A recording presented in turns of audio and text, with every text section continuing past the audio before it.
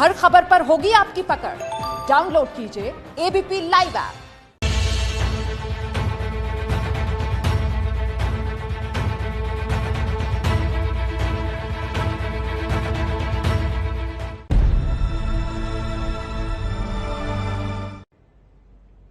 नमस्कार, हमारी इस खास पेशकश में आपका बहुत बहुत स्वागत। मैं आपके साथ शोभना यादव। पंचनामा में आज आप एक ऐसे शख्स की प्रेरणास्पद कहानी से रूबरू होने वाले हैं जिसने संघर्षों को सीढ़ी बनाकर सफलता के कई पायदानों को पार किया। जी हां, हम बात कर रहे हैं मसालों के बादशाह कहे जाने वाले महाशय धर्मपाल गुलाटी की, जिनकी कंपनी से निकली मसालों की खुशबू पूरी दुनिया में फैली हुई है। आज धर्मपाल गुलाटी ने भले ही इस दुनिया को अलविदा कह दिया हो, लेकिन उनकी मेहनत और संघर्ष की दास्तान हमेशा याद की जाएगी। हैरान कर देने वाली कामयाबी की ये कहानी देश के मशहूर उद्योगपति महाशय धर्मपाल जी की है।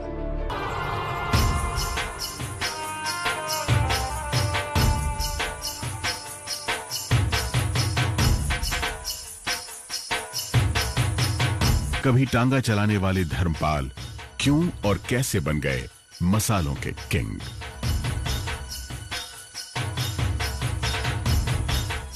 हम अकेले चल दिए थे जान बे मंजिल, हम अकेले चल दिए थे जान बे मंजिल, लोग मिलते कारवां बनता गया हो शांति शांति।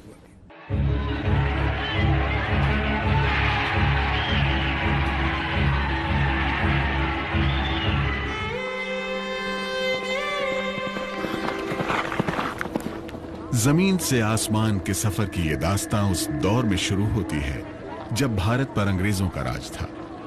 देश को आजाद होने में अभी 24 साल बाकी थे।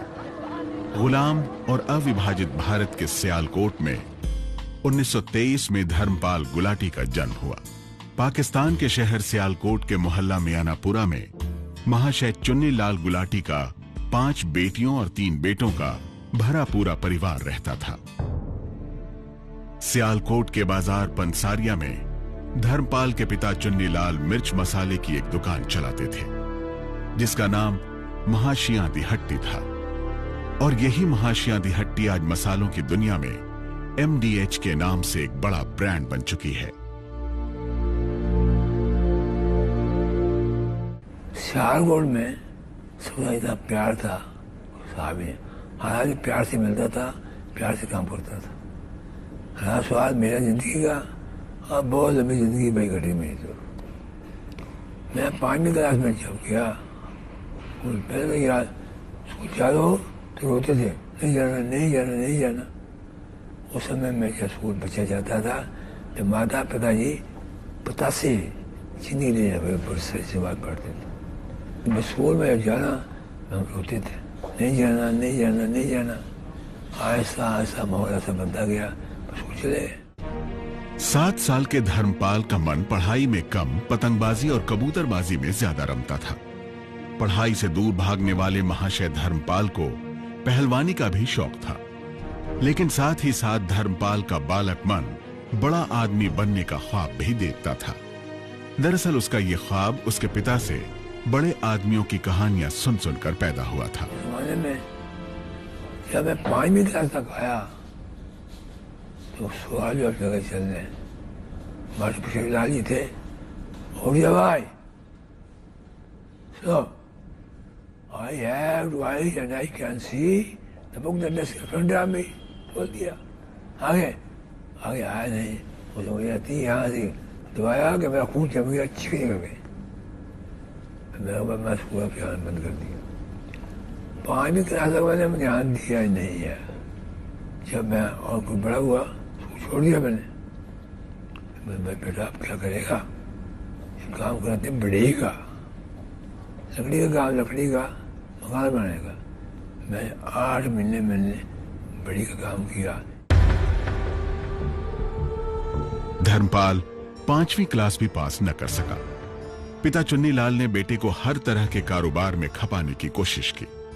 कभी धर्मपाल को साबुन की फैक्ट्री में काम पर लगाया, तो कभी चावल की फैक्ट्री में। कपड़े से लेकर हार्डवेयर की दुकान तक धर्मपाल ने 15 बरस की उम्र तक कई पापड़ बेले। लेकिन जब धर्मपाल का मन कहीं नहीं रमा तो पिता चुन्नीलाल ने उसे मसालों के अपने पुश्तैनी कारोबार में लगा दिया।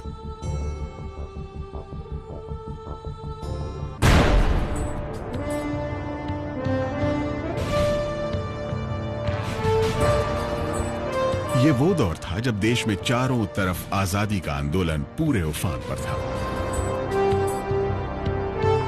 इसी बीच 18 बरस के धर्मपाल का लीलावती के साथ विवाह भी करा दिया गया। शादी के बाद नई जिम्मेदारी के एहसास ने धर्मपाल की जिंदगी को अब पूरी तरह से बदल कर रख दिया था। यही वजह थी कि अब वो मौज मस्ती छोड़कर मसालों के अपने पुश्तैनी धंधे में ज्यादा दिलचस्पी लेने लगा था। हम पेशावर से मिर्ची लाते थे, अमृतसर से बड़ी हल्दी आती थी, सारा किराने का माल अमृतसर में आता था। बड़ी मंडी थी अमृतसर की, आकर के हम अपने हाथ से मिर्ची कूटते थे, ठीक से पीसते थे। फिर हमने क्या किया, हल्दी पिसानी हाथ से, दुकान के बारे में चिक्की लगाएगी, चिक्की पीसी हल्दी, 2 रुपए की पुड़िया बांधनी, 1 आने की, 2 आने की, आधा से ऐसे पुड़िया बांध बेचते थे। जिसका माल बढ़िया होता है आहिस्ता आहिस्ता अपने आ जाता है। मैं बड़ा अच्छा हूँ, नहीं मैं अच्छा हूँ, मेरा माल अच्छा हो तो मैं अच्छा बन जाता हूँ। सियालकोट के बाजार पंसारिया में चुन्नीलाल की मसालों की दुकान जम चुकी थी। पूरे सियालकोट में उनके देगी मिर्च की धूम थी। लेकिन जब देश आजाद हुआ तो बंटवारे का दर्द चुन्नीलाल के परिवार को भी सहना पड़ा।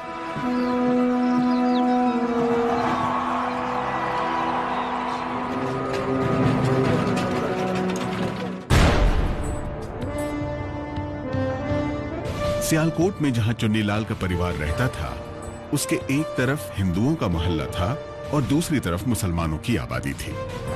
जब यह तय हो गया कि सियालकोट पाकिस्तान में ही रहेगा, तो यहाँ के हिंदू समाज में खलबली मच गई और असुरक्षा की भावना ने चुन्नीलाल को भी सियालकोट छोड़ने पर मजबूर कर दिया। और इस तरह सियालकोट का यह संपन्न परिवार 20 अगस्त 1947 के दिन शरणार्थी बन चुका था। सियालकोट के रिफ्यूजी कैंप में कुछ ही दिन गुजारने के बाद जब गुलाटी परिवार ने पाकिस्तान से पलायन किया, तो डेरा बाबा नामक बॉर्डर उनके परिवार का पहला पड़ाव बना था और यहीं से पाकिस्तान की सरहद पार करके उन्हें अगले दिन अमृतसर पहुंचना था। अमृतसर में आ गया, पहली गाड़ी हम आए हैं, ठीक आ गए, गाड़ी कट गया।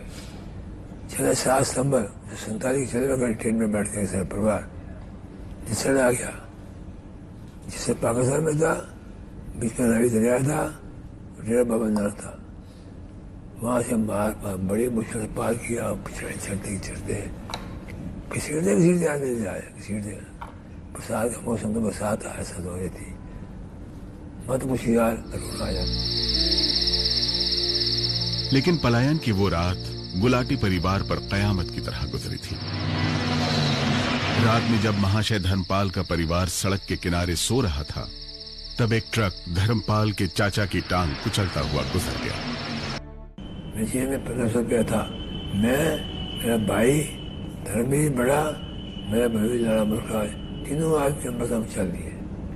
हमारे ट्रेन में जब आए, लाशें नशे पड़ी हुई, बरसात हो रही है, और बड़ी मुश्किल से आकर के हम वहाँ सीखे गए। सीखे नाम बढ़ गया मुझे। सीखे आए वहाँ तो आके लाइन टूटी हुई थी, वो पैदल चले, फिर रावल लुधियाने में आ गए, लुधियाने खाली पड़ा हुआ था। वो यार भैया बाहर एक रात हमें वहाँ ठहरे, उसमें फिर ट्रेन बैठ के दिल्ली आ गए।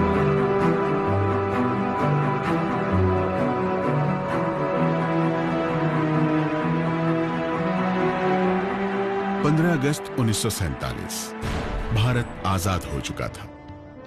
लेकिन यह आजादी अपने साथ मुल्क के बंटवारे का असहनीय दर्द भी लेकर आई थी।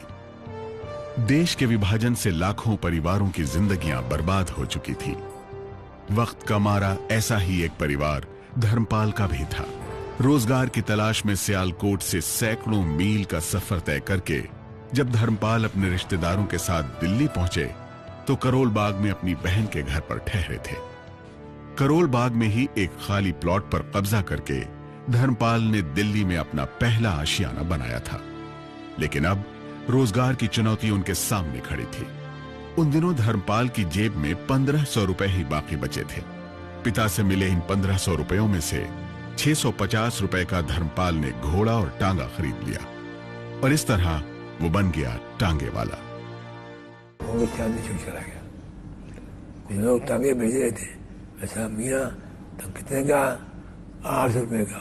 खैर मैं 650 का मैंने टांगा ले लिया। मन में आया काम करेंगे, कहते हैं ना बेकार से कार अच्छी, कुछ करेगा। टांगा ले लिया 650 का। फिर मैं अपने घर पे आया, बड़ी मुश्किल से बाबा टांगा के मुझे पता नहीं था। आहिस्ता आहिस्ता लेकर मैं टांगा बांधा। मैं पिताजी बड़ा भाई रोदिया में भी चले गए। टांगा मैं नौकर को दिया, तू ले जा भैया, साहब में चलाएगा नहीं, छोड़ दी। वहाँ देखा क्या करेगा, पुराना माल पूछते ही सियालकोट का काम था। फिर हमने अपना कुछ आंखों पर की थी, मैंने वहाँ काम शुरू कर दिया। आहिस्ता आहिस्ता ली पिसने, बच्चे कूटने, मसाला तैयार करने, खोखा बना लिया फिर मैंने फाजिमा रोड के ऊपर लिख दिया। मैं माँ की चट्टी सियालकोट वाले रजिस्टर, दालें रखी वहाँ से, किराना रखा, सब दालें भी मसाले भी सब जोड़ दिए। आहिस्ता आहिस्ता काम शुरू कर दिया हमने।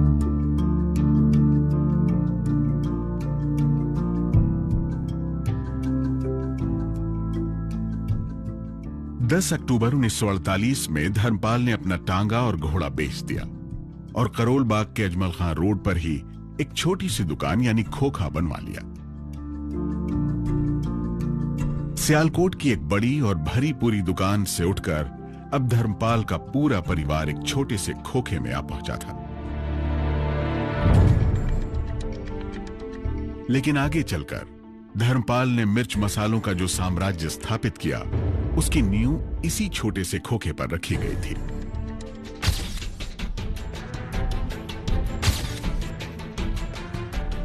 अखबारों में विज्ञापन के जरिए जैसे जैसे लोगों को पता चला कि सियालकोट की देगी मिर्च वाले अब दिल्ली में हैं, तो धर्मपाल का कारोबार तेजी से फैलता चला गया। 60 का दशक आते आते महाशियां दी हट्टी करोल बाग में मसालों की एक मशहूर दुकान बन चुकी थी। माल बहुत बढ़िया बनाते, फर्स्ट क्लास। यही बात माल कमाई कम, माल बढ़िया। ऐसा ऐसा काम बढ़ता गया बढ़ता गया बढ़ता गया। मैंने क्या किया, एक दुकान ली मैंने प्रधान मार्ग में, दुकान नंबर 10, वहाँ बनाई मैंने। क्या मैं खोखा के बंदे कहाँ जाएंगे, वो दुकान बनाने के लिए मैंने जगह ले ली। वो बढ़ी गई, काम और बढ़ गया। मैंने दुकान खाई पड़ी, दुकान खाली बन गई।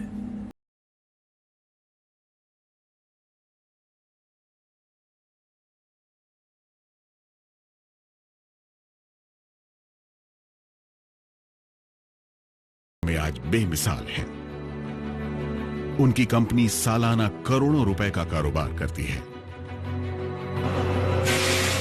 लेकिन एक टांगे वाले से अरबपति बनने की उनकी ये अद्भुत कामयाबी 60 सालों की कड़ी मेहनत और लगन का नतीजा है।